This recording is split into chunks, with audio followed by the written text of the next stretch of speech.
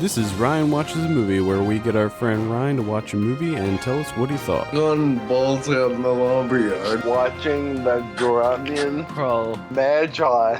Little kids got naked and had lots of sex. Don't even waste your time. Hello and welcome to Ryan Watches a Movie. This is episode number 48. My name is Adam. Today I'm joined by Kevin. How are you, Kevin? I'm doing all right. And how are you, Mr. Ryan? Shut up, Kevin. I don't know, that answer doesn't make sense. It made sense in my head. I enjoyed it. I enjoyed it very much. What movie do we have you watch this week, Ryan? And Texas Chainsaw Massacre, the next generation.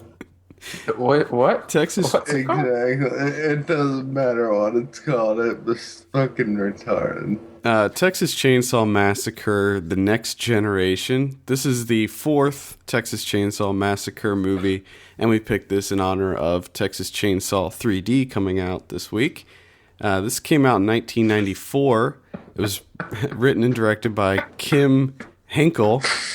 Oh, God. The synopsis says a group of teenagers get into a car crash in the Texas woods on prom night, and then wander into an old farmhouse that is the home of Leatherface and his insane family of cannibalistic psychopaths. This stars Renee Zellweger and Matthew McConaughey, and we do have a trailer here, so let's give this a listen. This is Texas Chainsaw Massacre: The Next Generation. Each of us has known the fear of being alone, lost in the darkness, faced with the unknown. But there is one fear shrouded in our past, lost in our subconscious, that should never have been forgotten. A fear so deep, it cuts to the bone. The American legend returns to bring you back to the cutting edge of terror. Welcome to my world.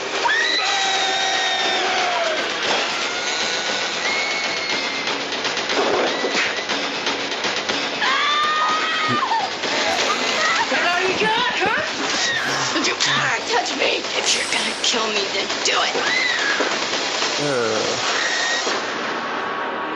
Matthew McConaughey, Renee Zellweger, Are you having fun yet?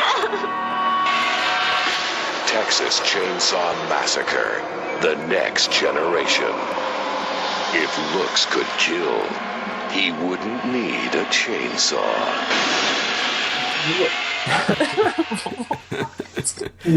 What does that even mean? I just love at the beginning when he talks about, like, there's like one fear that we keep in our subconscious. Is he meaning that we should all fear Leatherface? Every one of us? Well, in this one, let me start off by saying Leatherface looks like an old lady. It's not like scary. There's no elements of scariness at all in this entire movie. I don't really understand. I hated it. I've never wanted two people to die more. Actually, I wanted the main girl to die really bad. And because she's annoying as hell. Now, is that Renee Zellweger? No, it's come on now, girl. I can't. Renee Zellweger's not the main girl? No, well, I guess you could say that, but it's her and that Heather girl, Lisa Marie. I think that's Newmeyer. Mm-hmm. I don't know. Either way, it doesn't matter. Yeah. I just wanted her to die because she's an annoying bitch. And at one point, she gets hung up on a meat hanger. Like, Leatherface picks it up and puts it on the meat hanger. puts it through her back while she's alive. And then later in the movie, she somehow gets off of it and doesn't even have a scratch on her back at all. Nice. But there should be a giant gaping hole. Wow. Continuity. I'm looking at the cast list here, and my favorite character is Vince Brock's character of I'm Not Hurt. There's a page for this character as well. Yes, I thought that was pretty interesting. Hey, biography. The I'm Not Hurt boy was a teenager who lived in Texas and owned a Dodge. Oh my. Now, I do remember seeing this years ago, and I remember it being just really weird. Like, just really, and I always remember when we used to rent videos at like Hollywood Video, I always remember seeing this, the cover of this video, because it was a picture of Leatherface in like fishnet stockings. Yeah. So does he dress up like a woman in this? He wears a wig, and there's something going on with his face.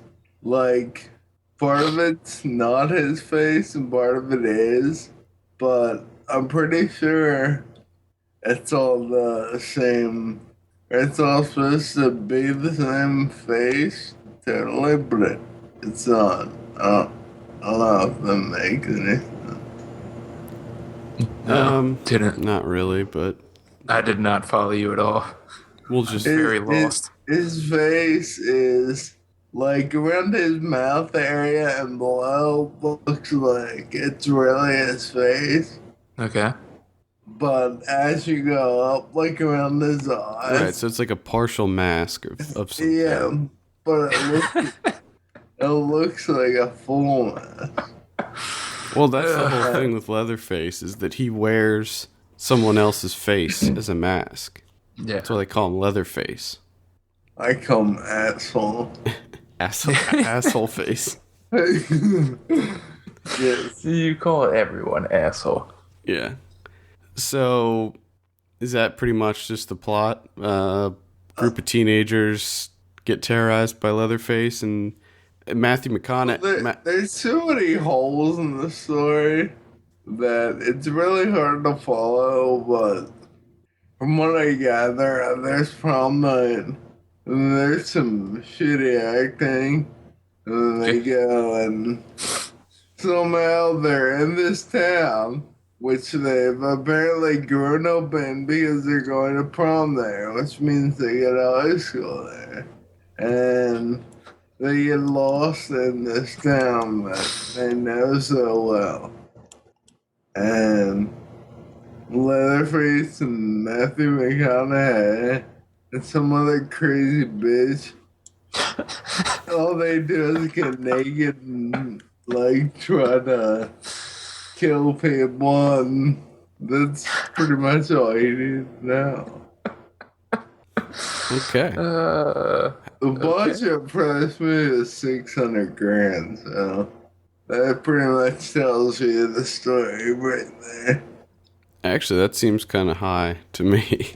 I don't know if it should be even that much, but Well, I'm assuming it's probably that high due to the fact that Matthew McConaughey and Renee Zellweger. well, I don't know though, because this is back when their careers were just starting out. I mean, McConaughey, the only movies he was in before this were Angels in the Outfield and Dazed and Confused and My Boyfriend's Back.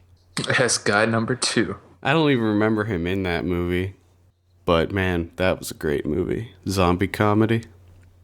I used to watch that. Dude, what a great movie it was. Angels in the Angels in the Outfield. Outfield. JGL. I wish that was a zombie comedy. Maybe they should redo that as a zombie comedy. Angels in the It'd be Outfield. great. Yeah, Heck yeah. I like that idea. Someone needs to run with that. I don't remember him in Angels in the Outfield either. I'm assuming that he was one I of the. don't either. I guess he was one of the baseball I think players. it was the coach on that. Oh, was he the coach? Was it? Adrian Brody was in that movie? I clearly I don't remember Angels in the Outfield very much. I remember I saw don't it. either. I saw it in the theater. I think I saw it like twice. I loved it when I was a kid. I remember Christopher Lloyd. Yeah, I remember Christopher Lloyd. He was the angel, right? Yeah. And I remember Danny Glover. Wasn't Danny Glover the coach?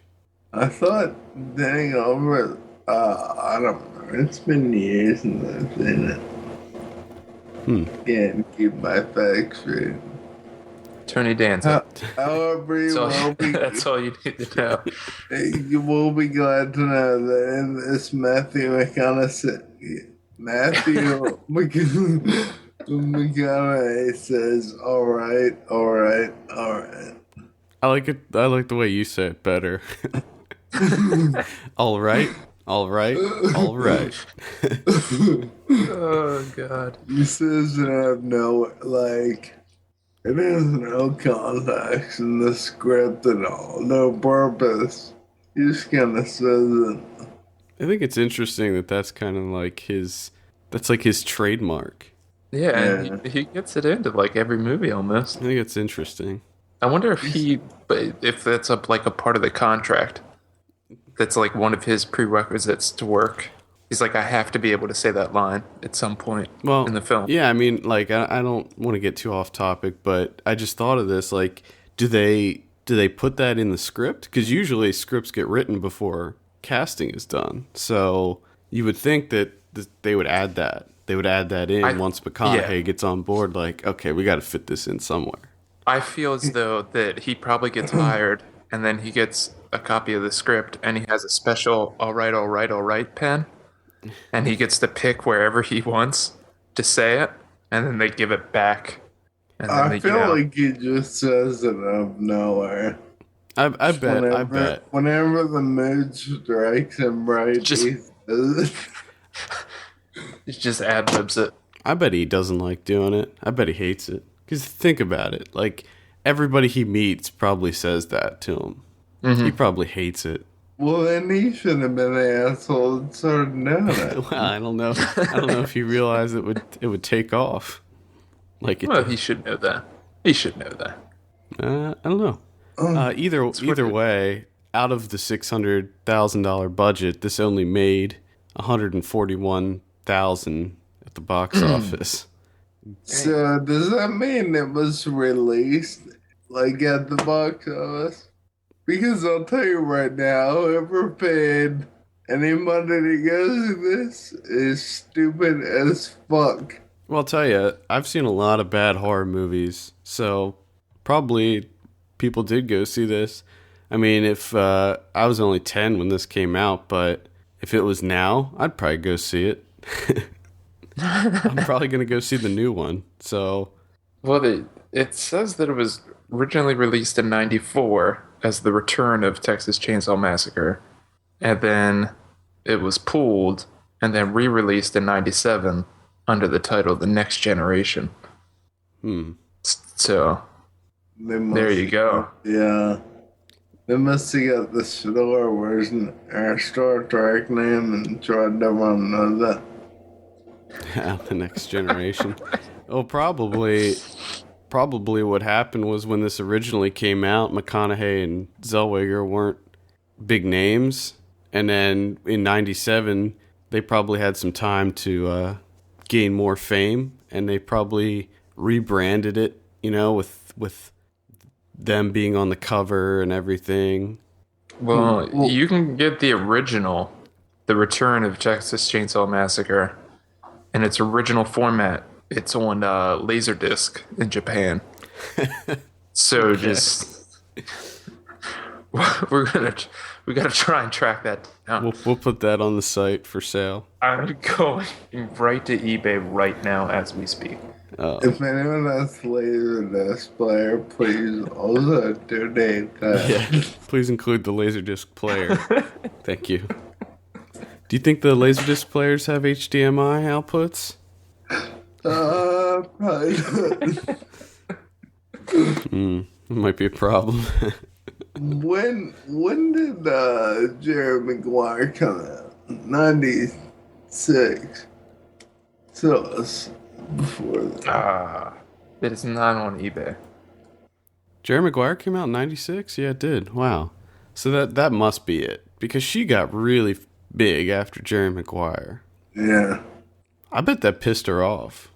You know what I mean? Like, it would piss me off if I was trying to get my career going and I just picked this stupid role in this bad horror movie, and then, like, once my career got into full swing and I started doing real stuff, they re-released that terrible movie.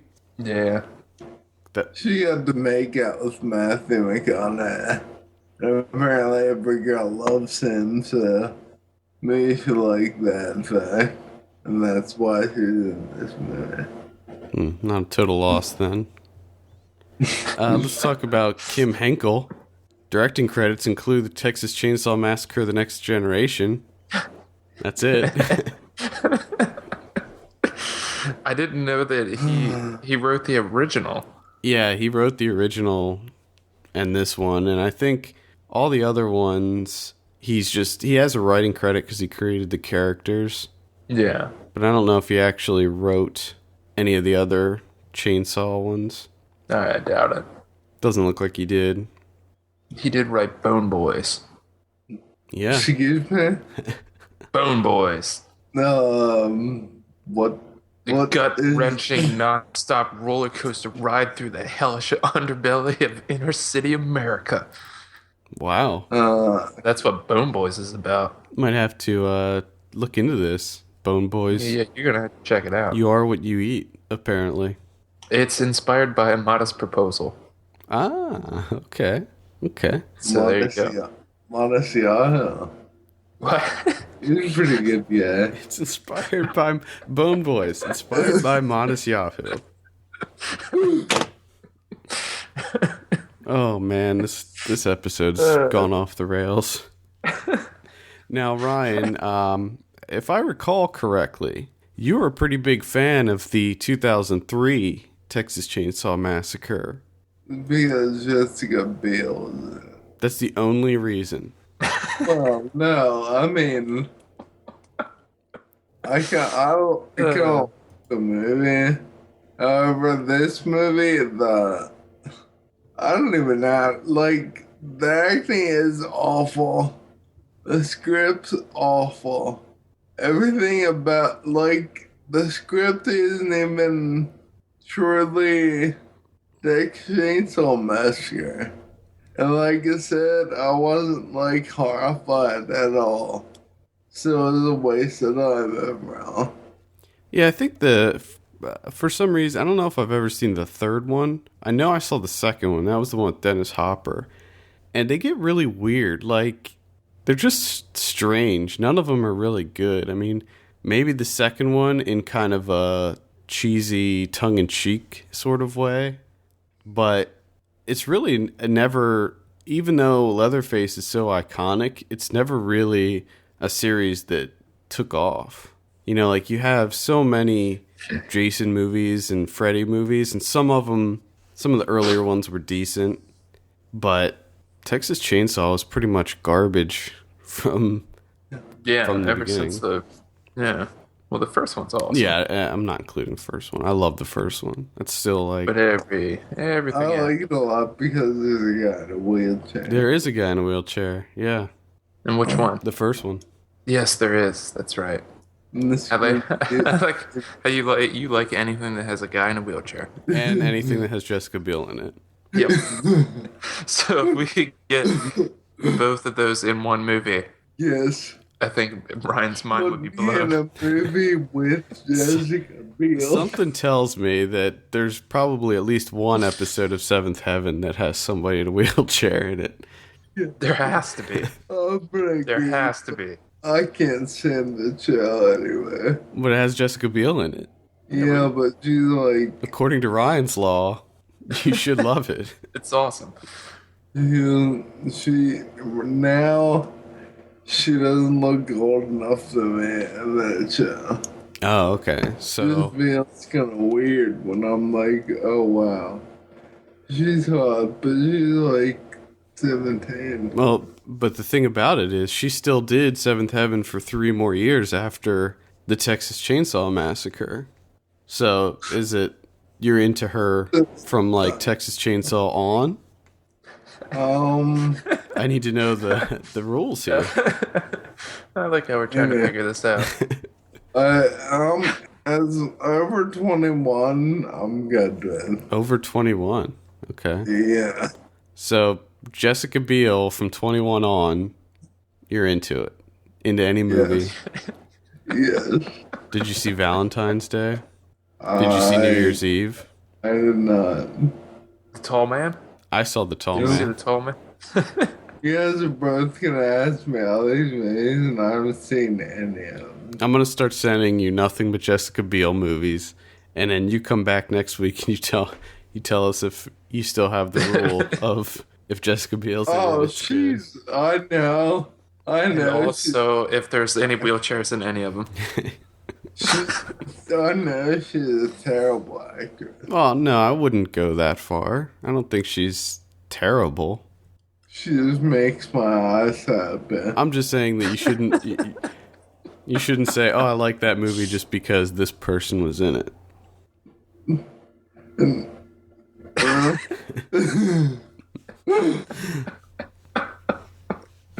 Oh, God. Oh, I love it. Anything else to add with Texas Chainsaw Massacre: The Next Generation before we give you a drum roll? Don't bother. It's a pile of shit. Pile of shit, huh? Okay. What a stupid long title too. Yes. I hate long titles like that.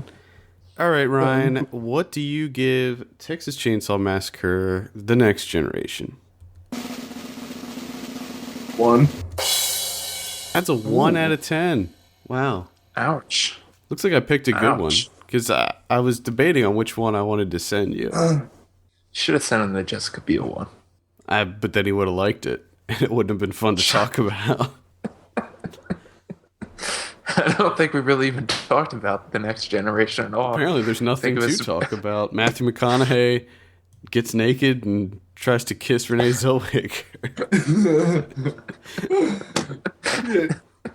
Yeah. And he says, all right, all right, all right.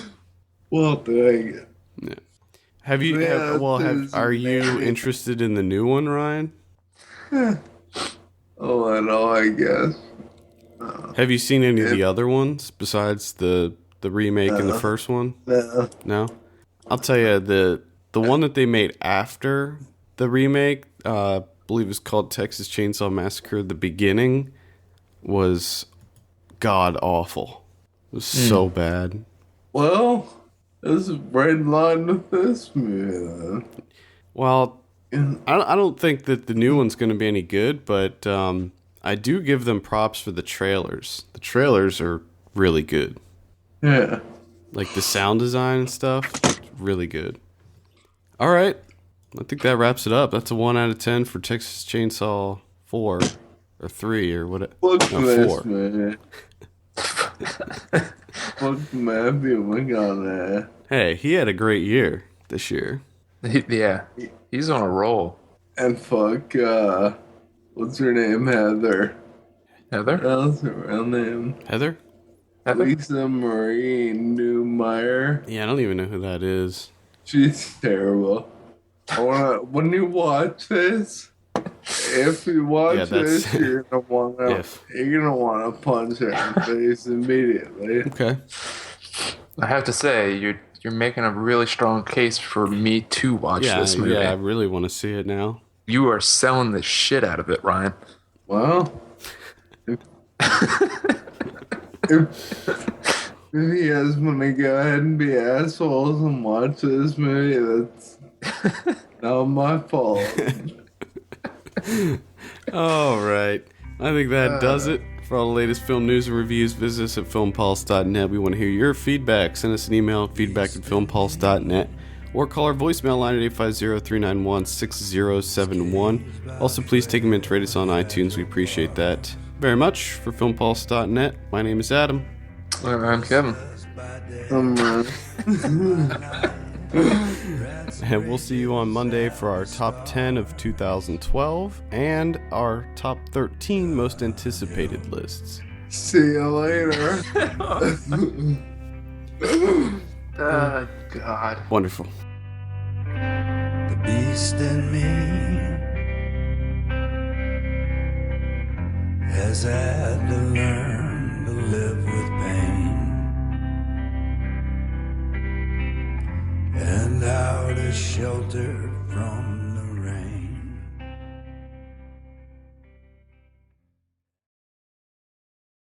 You there, Ryan? Kevin, shut your fucking mouth. Cardio karate.